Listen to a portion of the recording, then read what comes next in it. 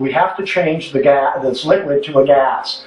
To do that, we have the compressor here that's taking in the product and pumping it at high pressure out to a valve. And that valve is sort of shaped like this. And this is what we call the low side and high side. So this is high side, and this is the low side. What happens here? The superheated compressed gas comes to here, and as it hits this larger area, from this very small area to a large area, it expands. When it expands, it changes phase. When it changes phase, it allows it to come from a liquid to or from a superheated gas rather, to a liquid in here. The problem with this is when H2O, hydrogen, hydrogen, one oxygen. Okay? Hydrogen is polarized positive, slightly positive, whereas the oxygen is slightly negative. This is why they attract to one another and they form water.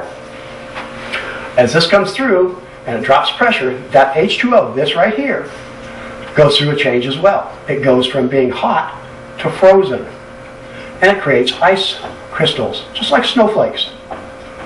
Snowflakes are beautiful when they're outdoors. They're not so beautiful when they're in your air conditioning system.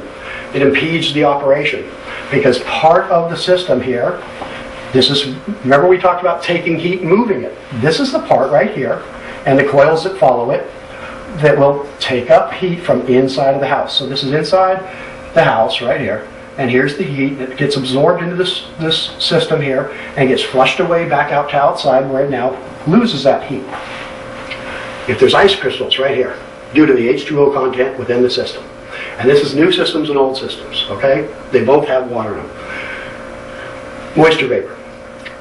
It's just different varying amounts. So, if we have ice crystals, and let's say we can only absorb 70% of the heat that's actually possible of being done based on the system design. So we're only doing this. Well, what does that mean? If you're only taking 70, that's good, and it's doing its job, right? No, it's not, because 70% is not 100%. Okay? We want to try to achieve 100% absorption inside the house and 100% repel outside the house so that we get a good heat transfer with less work. If we're only doing 70% absorption, that means that this motor over here has to run 30% or more longer to achieve the goal that we're after.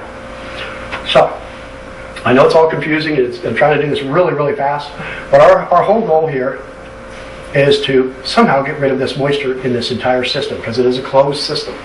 All right, the moisture went in when they put in the Freon, the moisture went in when they put in the oil, the moisture went in when they built the system. There's no way to evacuate it all out. You can't boil the whole system out. Okay. So, what we did is after 12 years of research and development, 5 years of actual testing, we've come up with a chemical way of dealing with this that will actually take and break the bonds between the oxygen and the hydrogen. Our product will actually absorb these two products right here, the hydrogen atoms, and turn them to nothing. They'll actually become part of our product in the flow, which is a lubricant, leaving the oxygen to sit on its own, but oxygen doesn't freeze. It's minus the hydrogen atom, so it freezes. It won't freeze, rather.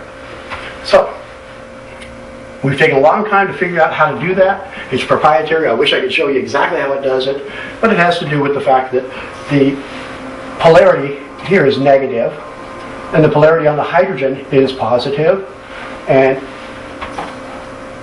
a nanosecond, and I mean a nanosecond, constantly, these two items, while they're attached, are separating, boom, boom, and putting gap together, so they're bouncing on each other for nanoseconds at a time.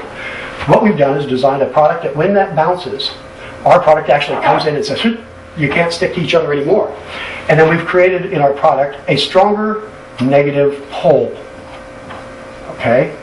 This is a weak negative pole. This is a strong negative pole. What's going to happen? When these break apart, these items are going to become part of our product. And our product is ready to absorb them without having any ill effects, no negativity. So we're going to take that away. And that's it. That's the whole thing. That's all it takes. It's a very simplistic attitude towards it, and it achieves the goal. So with that, now we take all this out of here. There's no more ice coming through the system.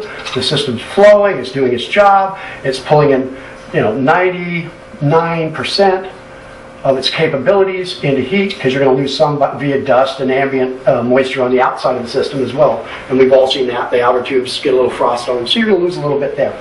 But 99% is better than 70%. It's better than 60%. It's better than 50%, because we've seen them that low.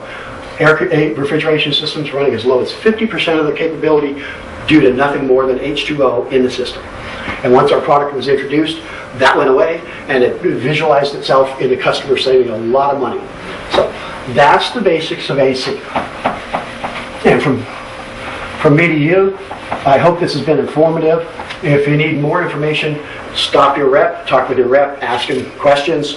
We want you to fully understand it, but again, it's a very simplistic chemical reaction that's taking place, and we basically will increase the system's performance, increase the money-saving capabilities, and we will also provide that system a longer life, because it's not working as hard, it's not building acids inside that corrode it and break down the electrical dielectrics within the motor. So all these things are alleviated in one product, and one product only.